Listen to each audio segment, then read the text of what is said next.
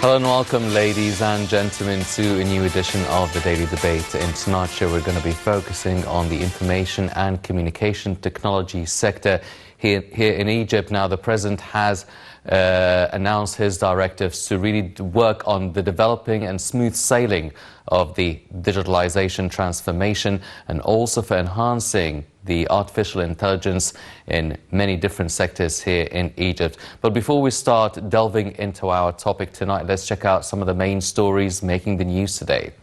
And we'll start off with President Abdel Fattah el-Sisi, who exchanged congratulatory messages with kings, presidents and princes of Arab and Islamic nations on the occasion marking the start of the holy month of Ramadan. In his messages, President el-Sisi expressed his best wishes for the Arab and Muslim leaders, hoping all progress, development and prosperity for their peoples and nations. Also, President el-Sisi sent a congratulatory cable to Egyptians abroad, wishing them all success and prosperity. Meanwhile, the head of state received greetings from Minister of Defense, General Mohamed, who conveyed greetings of military personnel to President el-Sisi, saying Ramadan is a month of consolidation for the well-being of the nation. The minister said the military forces are committed to the noble traditions of the holy month of Ramadan. El-Sisi also received cables from the Chief of Staff, Lieutenant General Azzam, who also greeted all military personnel over the occasion of Ramadan. Premier Mustafa Madbouli also extended congratulations to President el-Sisi, expressing hope for the continuation of the development path under President el-Sisi's leadership. He also sent cables of congratulations over the occasion to Grand Imam of Al-Azhar, Dr. Ahmed al-Tayyib. Earlier, Mufti of the Republic, Shawi al-Lem, announced that Wednesday would be the last day of the Hijri month of Sha'ban and that Thursday would be the first day of the holy month of Ramadan.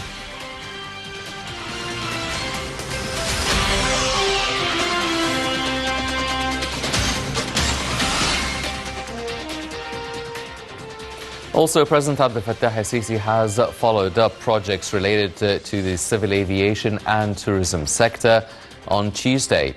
Now, this came during the President's meeting with Prime Minister Mustafa Madbouli, Minister of Finance Mohamed, Minister of Civil Aviation Lieutenant General Mohamed Abbas, and Minister of Tourism and Antiquities Ahmed Isa. President el-Sisi directed to continue work to improve tourism in all aspects through enhancing integration between the tourism and aviation sectors and to maximize the added value of tourism and cultural potentials. This is in addition to increasing the benefits of airports infrastructure, hotels and tourist destinations that have been built and modernized throughout the nation.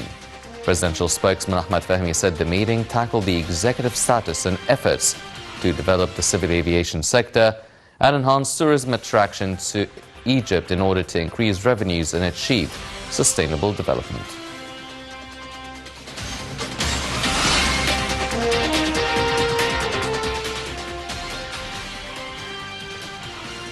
Also, President el-Sisi followed up the project of Egypt's future for agricultural production.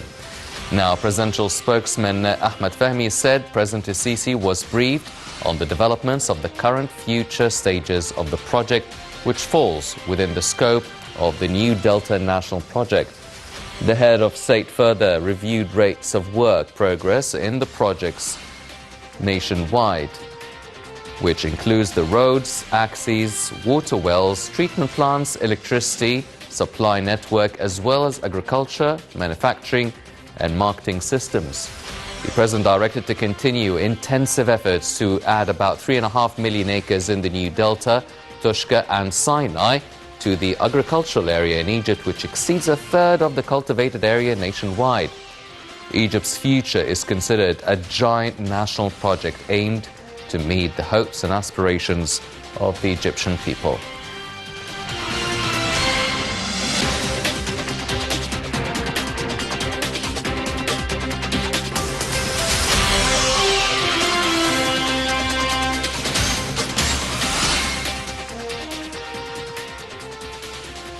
First Lady Mrs. Intisar el-Sisi congratulated all mothers of Egypt on the occasion of marking Mother's Day. On her social media account, the First Lady said, A mother is the source of support and giving, and her sacrifices are given without conditions. She said all religions have given special status to mothers.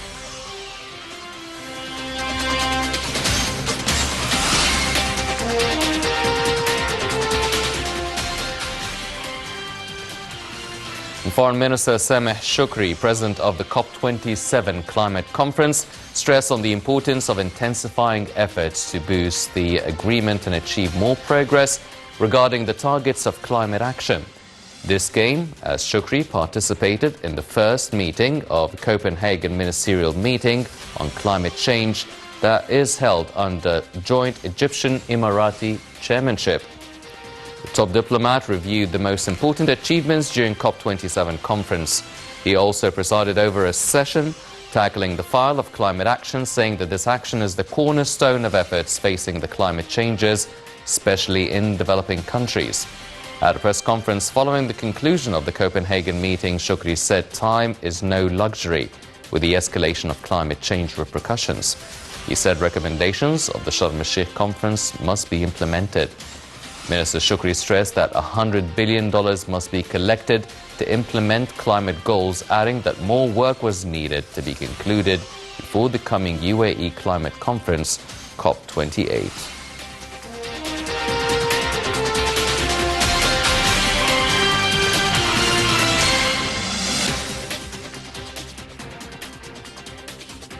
These were some of the stories making the news today, but now turning our attention to the information technology sector here in Egypt. Let's check out this report regarding President Sisi talking and ordering the upgrading of the IT sector for the Egyptian life. Let's check it out and we'll be right back.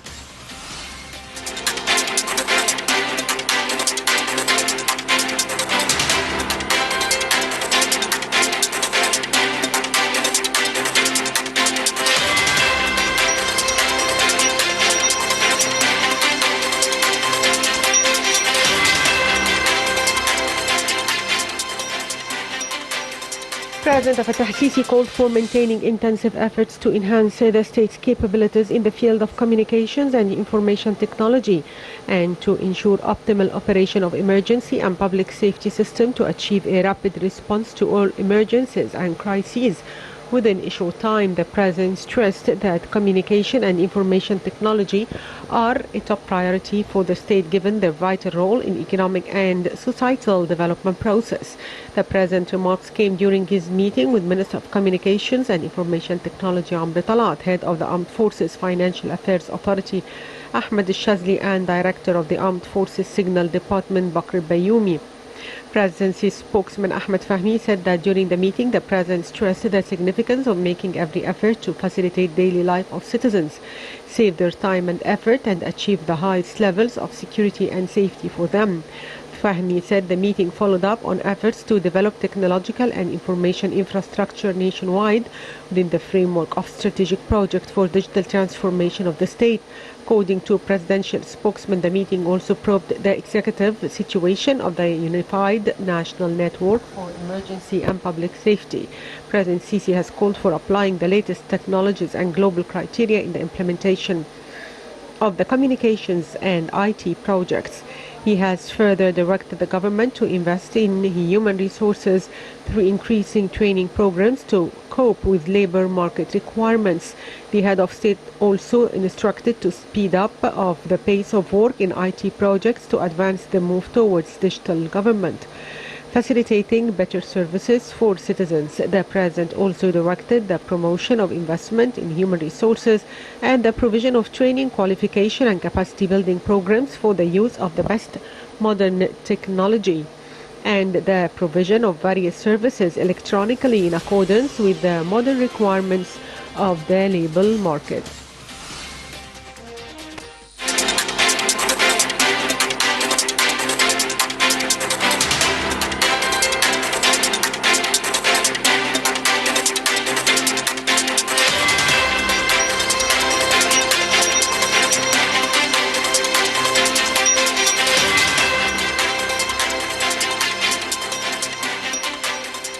Welcome back, ladies and gentlemen, and we're joined here tonight in the studio to shed more light on the ICT sector here in Egypt. We're joined by Dr. Mohamed Azzam, the board member of the International Association of the Management of Technology. Dr. Azzam, thank you very much for joining us. Always a pleasure and honor being with you. Always a pleasure, sir.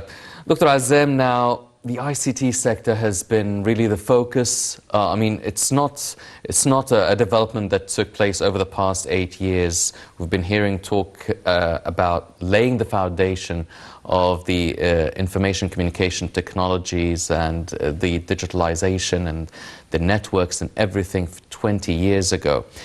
But the president has come out again and spoken about the development of the IT sector here in Egypt. How far have we come over the past few years, let's say 5 years at least, in terms of the development and implementing the technologies affiliated to the ICT? And how would you evaluate it? Thank you for this question. Actually, ICT sector is the locomotive of any social and economic development. Mm-hmm. Today, the sector by itself, its growth is something like 17% yearly, yes, which is almost more than 3 times the development or the growth of any other industry sector. Mm-hmm. So it shows how it's progressing. It shows how the effect of such sector on all aspects related to the economy, related to society. Because without technology, you cannot progress any industrial or social sector. That's the nature of our century, actually, yes, and the progression of the sector is going at very fast pace, even beyond the capacity of understanding of the experts themselves. If you look at the sector of the artificial intelligence, for example, its growth like 30x over the last 5 years. And the sector attracts only like $100 billion investment per year. And every country is investing in such a great sector or such an important sector. That's including the superpowers like United States, like Russia, like China, because actually it reshapes everything. It dictates a new future. Yes. That's why Egypt is also considering such. We have a strategy for AI. For example, the strategy has 3 pillars. One pillar for training, the other pillar for implementation, and the third pillar is for boosting AI application within the mega projects that are taking place in Egypt nowadays or over the past few years. So this sector is not becoming a marginal sector. It's a core sector. If you would like to have a sort of development that is sustainable, that is progressing, that is having an effect on overall performance of all industrial and business sectors, you need to employ ICT. You need to consume this technology. If you'd like to excel, if you'd like to be able to process yourself or give the message that you're becoming one of the growing countries, you need not only to consume technology but also to produce technology. Yes. And this is the role of startups, and this is the role of the universities, the role of the government, the role of the youth who have great ideas that could be implemented or be utilized in every aspect related to our life today. Yes. Dr. Azzam, now, when the president talks about the necessity of the development and always a continuous upgrading of the ICT sector here in Egypt, what exactly does it mean, the development of it? I mean, you've mentioned how it's continuously progressing, that sometimes even the experts find it hard to keep up. So is it about training or informing or educating the experts of always the latest upgrades? Is it about upgrading the actual already implemented ICT services here in Egypt? Or is it basically just at least laying down the foundation within the infrastructure, the actual wires and the networks and the Wi-Fi connections throughout the whole country? When we talk about the development of it, which of the three is it? Actually, all of them. You need to upgrade always your network. If we have now the 4th generation mobile networks, for example, you need to have the 5th generation when it's becoming available and commercially applicable. You need to include high-speed internet to households. You need to include high-speed internet to small businesses as well as large business, to the government. You need to upgrade the kind of service and public offering that as government providing to the people and to the citizens and to the businesses. This by keeping upgrading the systems or the core system that you are using. For example, now you are using a technology for providing public services. Tomorrow you need to include artificial intelligence, because artificial intelligence will save time and effort and make this kind of public offerings more accurate, more efficient, more cost effective. Actually, there's a very nice report launched last year applying artificial intelligence within the government in what's called the government tech. It would save like $44 billion all over the world each year. This kind of saving could be reutilized, reused in different projects when it comes to education, when it comes to healthcare systems, when it comes to infrastructure.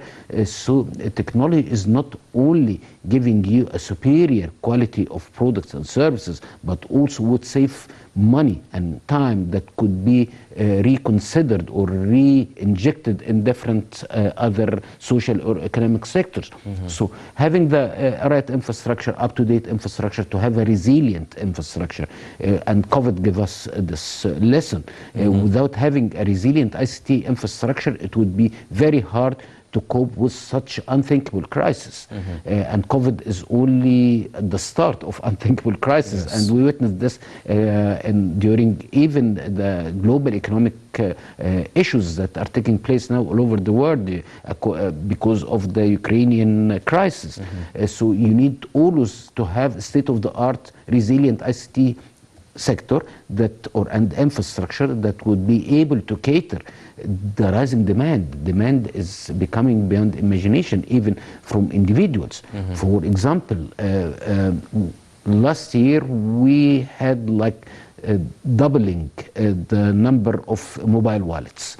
This is part of using the technology for payment. Yes. We have like 50% of Egyptians are having mobile wallets nowadays, and they are making like 250 million transactions each year. That's almost, if you translate it into Egyptian pounds, is like 250 billion Egyptian pounds each year via mobile applications. So you need to have the proper infrastructure for such thing. You need also to equip youth, undergrads, with the right skills to be able to have a footprint or to have an opportunity within this very dynamic environment in the job market that is changing every day due also to the technological impact. So you need to equip the youngsters, you need to equip the students, undergrads with the right skills to match the market needs and the job market that is totally changing in a dramatically changing. Actually, it's not only because technology is always altering the job market. Yes. Well, Dr. Azzam, I mean, it's very accommodating and very beneficial to the Egyptian citizens, obviously using or applying the information and communication technology in all aspects of their lives. And it does save the money, it saves the government a lot of money.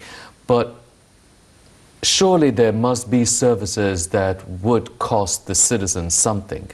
So how can we make, what sort of operations or services that would cost the citizen to pay for And how can we make these digital services affordable to the Egyptian citizens? Because it needs to be very affordable if you want to include over 100 million Egyptian citizens involved in it. Thank you for this, but each service has a cost. And by employing technology, you are reducing this cost. Yes. And making the service more efficient and easier to be acquired by citizens and the business sector as well. Because you are not only serving individuals, you are serving also the business sector. So by using the technology or having the proper transformation, actually you are redesigning everything, you are re-engineering everything to match the new medium, which the electronic medium.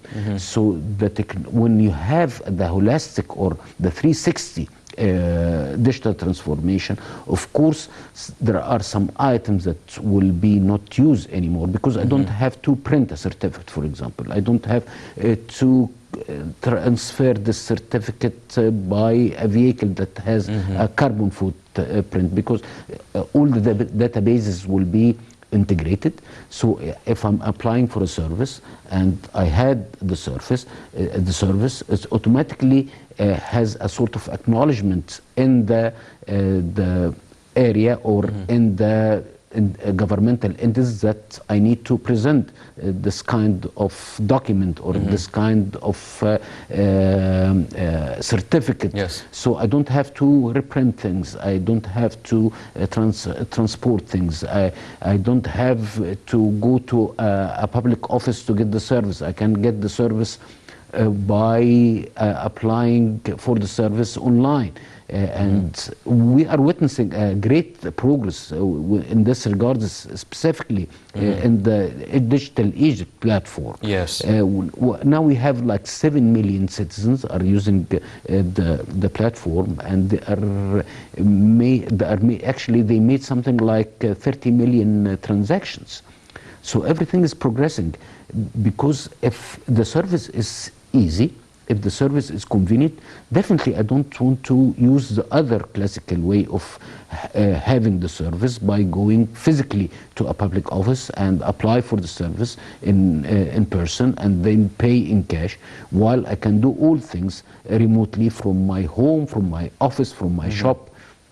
Well, if we already reached 7 million since the launch of the Digital Egypt platform, do you think this is a good number that we've achieved in this period of time, or did we expect more? And 7 million is a great number, but compared to, I mean, in relation to the number of the Egyptian population, it's still very much less than 10%. So how can we actually work on this real transformation of not just the institutions and the services, but the mentality of the people, encouraging them to use such a platform? We need to educate people about the new services offered by the government. Also, we need to stop providing the service by the classical venues, because most of the people are going to their comfort zone. What they know. What they know. But however, if I stop providing this kind of public service via the traditional methods and traditional mechanisms, definitely this number will be 50 million tomorrow. Because everyone has a need, and if I have this need, I have to get it. But if I know this is the traditional way of having my service done or my request done, most of the people are going to this direction. However, if there is the only channel that's when the service is totally matured and totally stabilized, definitely I'll go for that, because it will be the only venue and it's easy and convenient. And definitely I don't want, as a citizen or a small business or even a large business, to waste time and money for having the service done through the traditional mechanism. Yes. So this is about the culture, and because the project is still new, and we are adding, the government is adding new service every day. We have like almost 170 services available online today. However, the number is increasing every day, because having the service online, you don't have the same procedures and then make it digital. Actually, you are re-engineering everything. From the process, from the legal perspective, from the delivery mechanism. So it's not an easy process as it seems. However, it will be the only way eventually, especially the government and the new administrative capital, they have their own network today. They have what's called G2G, or government-to-government networks. It's a totally secure network that are mainly for having a sort of transferring documents between the different entities within the government electronically. So it will be paperless government. And also there's another section was called G2P, or government to public, providing other services every day. So everything is changing. Actually, it's a matter of time. And of course, this kind of project takes time and takes a lot of investment as well. Yes. It's not an easy or cheap process to do it. Actually, it's very costly, but however, the impact is very high. The feedback of having such services will give you a sort of will reflect a better positioning on definitely in the international reports, and this is very important for giving the right message to the investment community globally, that you are a country that you are utilizing technology. The government has a vision for the technology, and of course this will increase your competitiveness indexes in many aspects actually. Dr. Azzam, now, from an outside sort of perspective, the Egyptian citizens feel that they can really feel the development of the use of digitalization and ICT within the health sector and hospitals, examinations, universities, obviously in terms of the educational process and the examinations and the way of studying, and also within the banking sector. What other sectors do you feel that we haven't achieved as much in terms of digital implementation within the sector, and the Egyptian economy at least needs much more of ICT involvement? Actually, it's a journey, and no one should be left behind, even within the industrial sector or the economic sectors or the social sectors. So if you are progressing in the banking sector, for example, you need to have the same progress in the agriculture sector, or in the food industry or food processing, in car manufacturing, in automotive industry, in every single economic sector that you need to have a sort of technology over there. This will make the sector competitive.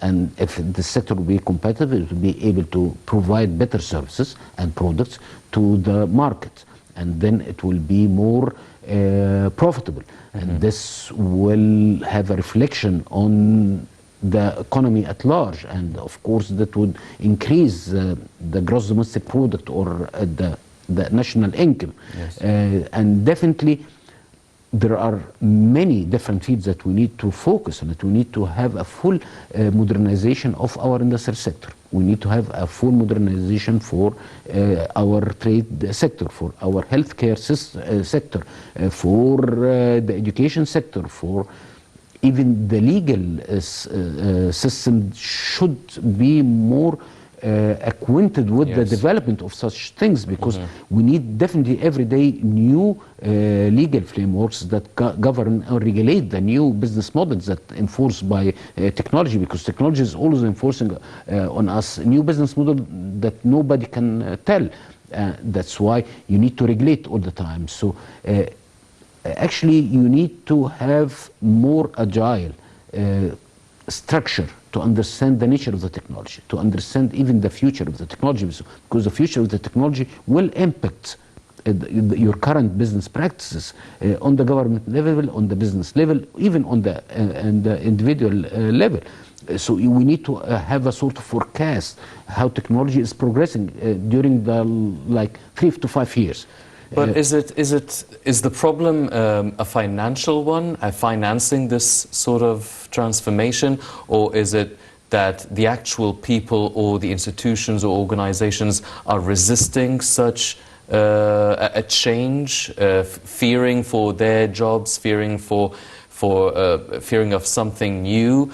I mean, what seems to be the problem that such a total implementation would be taking place, for instance, in law enforcement or at least in the judicial system, having all the paperwork being transferred digitally? So, or is it just a matter of time, a process that just needs time? Definitely, people are fearing from things they don't know. This is very natural feeling, actually, and always that's why part of the digital transformation is change management. Because you are changing the process, you are changing how you do things, how you conduct and offer the service, and of course you need to change the mindset as well. That's why if you need to progress in such domain, you need to have a digital mindset within the organizations, and even the public organization all over the world are transforming to becoming a sort of a flat platform organizations. So even this, you need to restructure everything. This is how the technology works, and this is the direct impact of the innovative business model coming due to the use of the technology in our life. So you need to have a restructure of the organization themselves. You need to have a digital mindset. You need to have a digital core competence. You need to have a digital strategy. And of course, this takes time and huge investment. This is not something easy, because you are transforming. Yes. The verb transform is you're changing everything from the old way of conducting things to totally new way of conducting things. That, of course, technology is not the all kind of elements that you need. Of course, people are there. People has a role always, but the role is always changing due to the technological utilization. So you need to have up-to-date technology. You need to have fresh minds. You need to have a different perspective, different vision. That technology is always at the core of my business. It's the core of my organization, and I organize everything around the technology, not the other way around. Yes. So this is how it works. Well, sir, I mean, this is a very costly and very important and integral sector that is involved and has its own hands and fingers within every other sector and industry here in Egypt. And for such an importance, there needs to be high-level sort of security to protect this technology. I mean, if everything from buying an Apple to transferring billions of dollars to different bank accounts, you need a good high-level sense of security, and we've seen what happened in the banking system in the USA. A lot of hacking took place, banks got bankrupt. So how are we, in terms of protecting and safeguarding the ICT sector, our own technology that's being implemented within all different sectors of society? Of course, security or cybersecurity is a major concern for all nations. Because the economic damage of cyber security attacks cost the world like 10.5 trillion US dollar a year, almost 10% of the global GDP. Yes. This is not an easy task. This is not an easy thing that you deal with. That's why the investment in new technologies related to cybersecurity is becoming, and for example, last week or early this month, actually, United States issued what's called the Biden-Harris cybersecurity strategy. There's federal money for such a strategy is almost 11 billion US dollars to implement this strategy. And of course, this is one of the key things that you need to build within your country, because you need to have your own way of protecting your data, because the damage is irrecoverable. Yes. We are connected to a point with no return. So we need to invest in the new technologies such as zero trust architecture. For example, everyone is untrusted unless I prove the otherwise. Yes. This is a new technology, is booming actually all over the world. It's called ZTE, or zero trust architecture. You need to have a sort of investment in the new way of privacy engineering, for the new way of digital identification.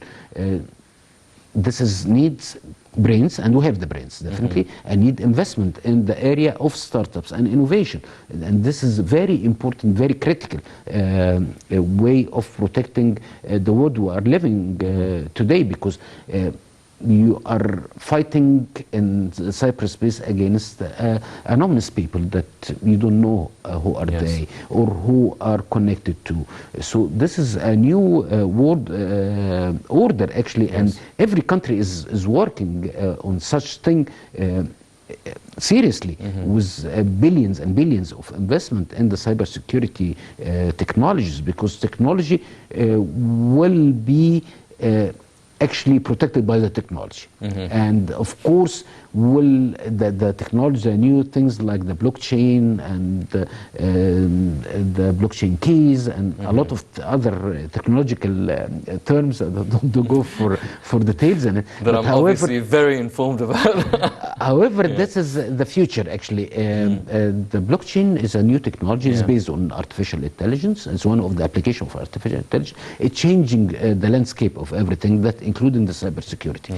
And the new way of communications will be based, or its security will be based on such thing. And because you need to protect this kind of our today's economy, because without ICT, without having been connected all together, you are actually returning back to the 18th century, which is nobody can afford. Yes.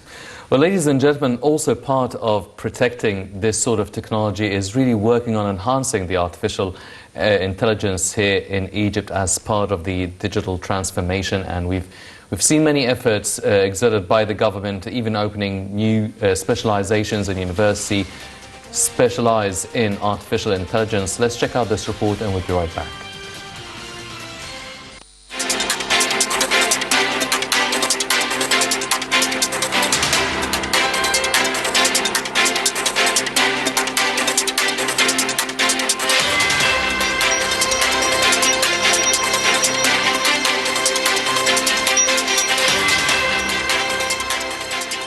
Digital technology gives the world's countries, including Egypt, a unique opportunity to accelerate socio-economic development and build a better future.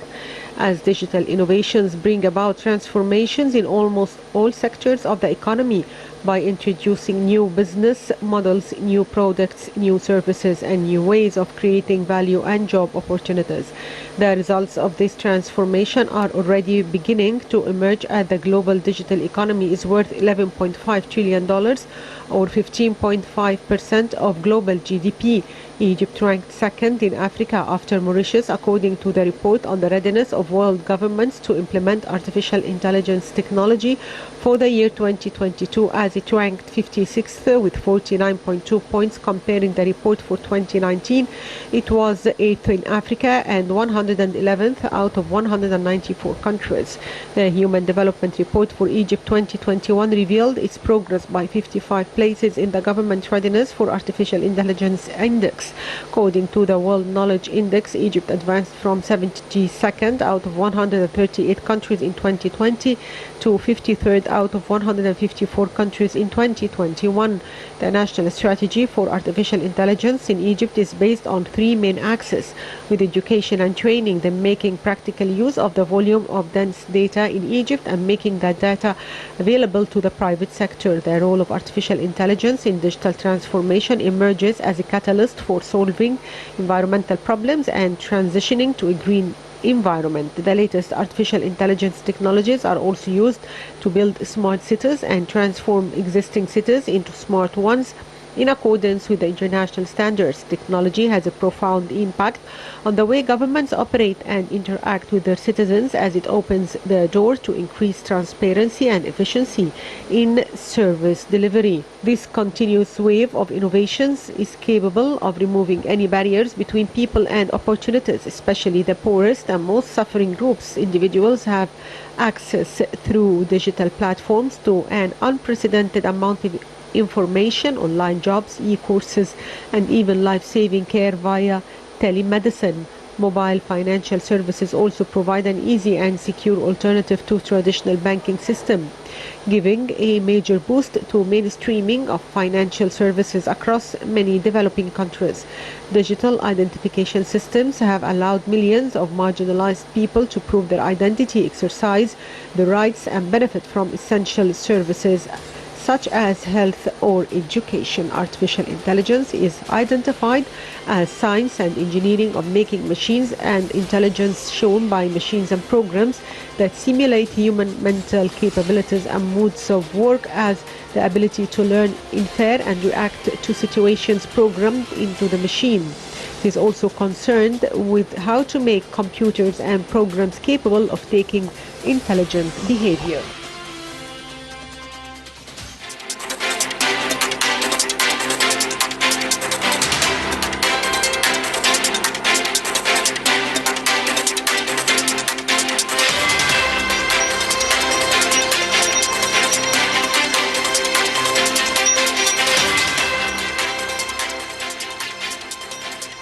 Welcome back, ladies and gentlemen. Continuing our discussion with Dr. Azzam regarding the ICT sector, now focusing on artificial intelligence. Now, the government has gone through and exerted a lot of efforts in terms of training and specializing young scholars into the artificial intelligence and information communication technology in general. However, we are still in the process of the digital transformation. So how soon can we start really talking about implementing the artificial intelligence? I mean, yes, it will be implemented, I mean, in the new cities and the new administrative capital, but starting implementing it, I mean, back down to the bare bones of the society. I mean, we're talking about a grocery store, a small supermarket, a butcher. How can we apply artificial intelligence and digital transformation within these day-to-day activities and transactions? Simply, artificial intelligence is embedded in everything that we see today, from your smartphone to the government platform, to the e-commerce platform that you are using, to your social media platforms that you are using. So it's there. It's embedded in your car, it's embedded in your phone, it's embedded in your TV set, it's embedded everywhere. You cannot see it simply because it's there, but you cannot see it. However, you need to develop niche products and services based on AI, because AI is something that you need to build upon it. So you need to develop more applications for the retail sector, for example. You need to develop more advanced applications for the agriculture and irrigation sector. You need to use artificial intelligence to have a sort of personalized training and education system. You need to employ artificial intelligence in automating the manufacturing assembly lines within the factories. You need to have artificial intelligence in analyzing the data records of patients all over Egypt to have a better diagnosis or to have a better planning for healthcare programs. So it's always a journey. It's always there. It's always, you need to have a continuous effort. You need to be equipped with the right skills and knowledge in this very advanced domain. And today we have training programs, we have, as you said, specialized universities, specialized colleges, specialized schools for educating youngsters and young scholars with the right knowledge set. And of course, that needs to open innovation, because innovation in this domain is coming mainly from startups, from small companies, and this is a huge opportunity to attract investment in such small startups. They are very attractive to the international investment community, and you need to invest more within the country in such startups, and you need to invest in more applications to serve the overall objectives of Egypt 2030 using the artificial intelligence. This is how we create the momentum for having a sound platform or a sound ecosystem for artificial intelligence, because this domain dictates actually the future of our world.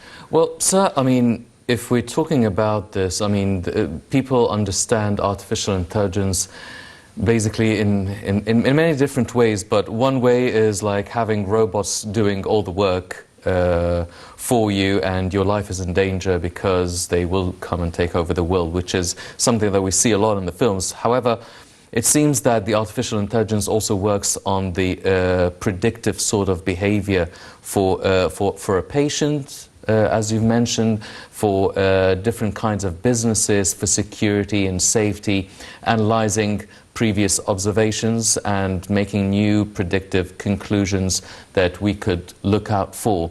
And even as a business owner, for instance, you would just like input some of the numbers, some of the money, the figures you earn or you pay, and it just basically does a job of an accountant, and maybe even a better one. So how can we, what are other aspects of not just the predictive and planning aspect of it, and how can we make sure people don't lose their jobs, or at least stay up to date? And will this mean that there will be newer jobs or different kinds of occupations that we don't know of?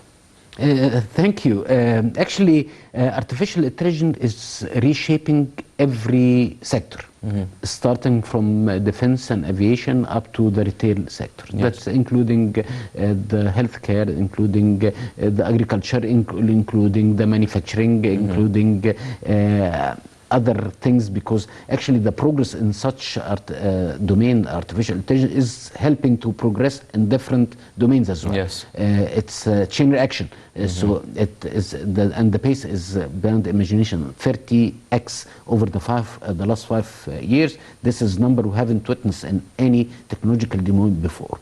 And of course, technology always alter jobs, but it actually creates new kind of jobs that needs different skill sets.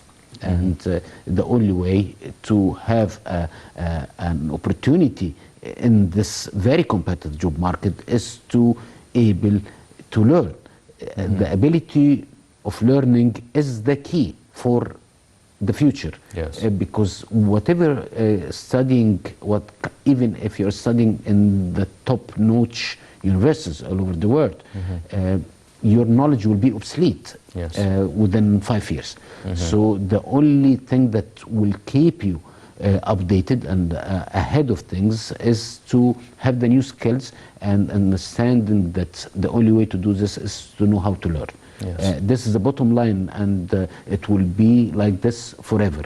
And of course, with the pace of technological development, things are becoming harder and harder. That's why human basic skills need to be developed all the time to have an opportunity to have a job in this future. Yes. Well, ladies and gentlemen, as Dr. Azzam has mentioned and really explained it, it is a very exciting and could be a very comfortable time in the future.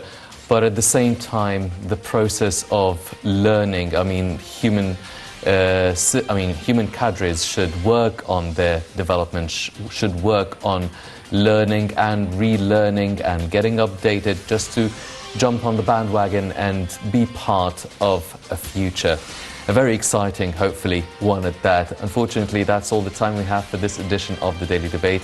But before we go, I'd like to thank my very distinguished guest, Dr. Mohamed Azzam, the board member of the International Association of the Management of Technology. Dr. Azzam, always a pleasure having you with us. Thank you so much. Always a pleasure and honor being with you. Thank you very much. Thank you. Ladies and gentlemen, please stay tuned for more coming up on Nile International. I'm Hani Saif. Thank you for joining us.